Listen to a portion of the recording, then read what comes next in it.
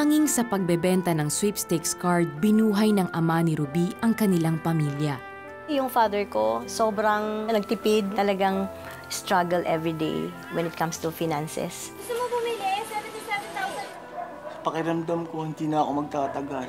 Ngunit nagkasakit ng cancer ang kanyang ama.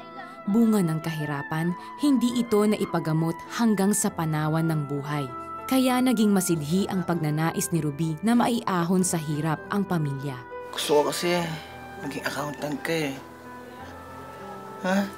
So before he died, inabilin talaga niya sa akin na accounting. So, siyempre, sundin ko yung father ko. So, hanap ako, umikot ako, sumakay ako ng jeep, umikot ako sa Davao. Uso kasi noon, may streamer sa labas ng mga companies na kalagay, wanted, ganun. So, wanted, accounting clerk. So, nag-apply ako doon. Accounting clerk ang na-applyan mo, pero high school graduate ka.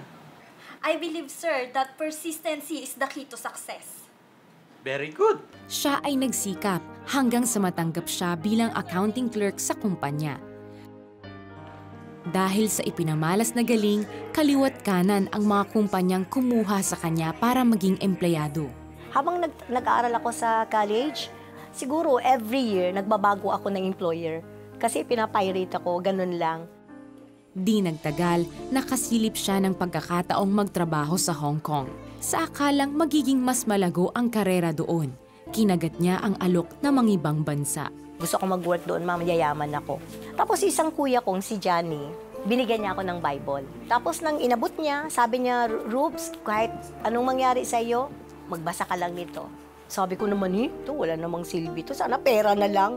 Kinuha ko yung Bible, tinapon ko sa bag. So there you go, sumakay ako ng barko. Subalit pagdating sa Hong Kong, kabaliktaran ang naging kapalaran niya. Nag-work ako sa factory. So factory, so sad, kasi sa isang dosenang bag na gagawin ko, palagi pa ako nakuryente, palagi pang naiipit ang kamay ko. Sabi ko kung papasok ako ng 9, lalabas ako ng 5, sabi ko hindi kaya. Dahil sa kabiguan, tinangka ni Ruby na wakasan na ang kanyang buhay.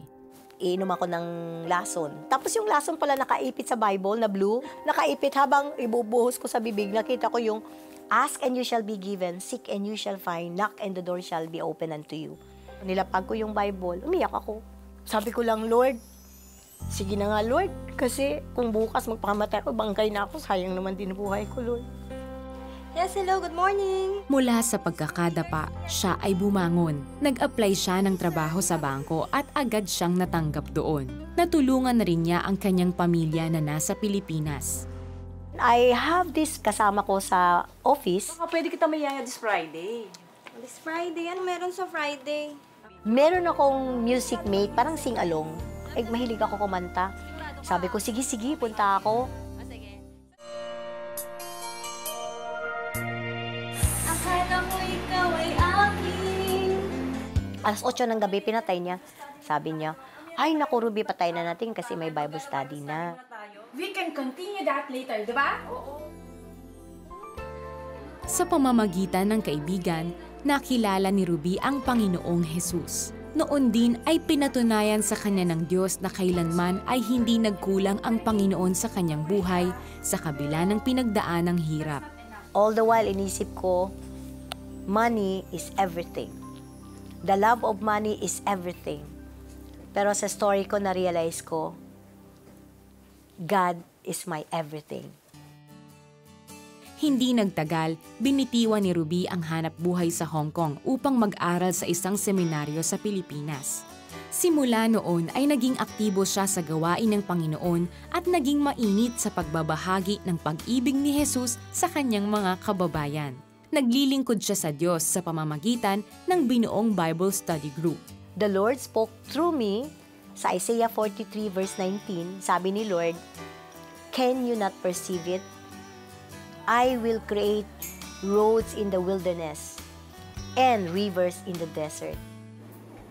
Si Ruby ngayon ay branch manager sa isang insurance company sa Pilipinas. Mula sa kinalalagyan, tapat niyang isinasagawa ang misyong itinalaga sa kanya ng Panginoon.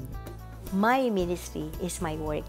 Gusto kong masasabi talaga na I have fought the good fight, I have finished the race, and I have kept the faith.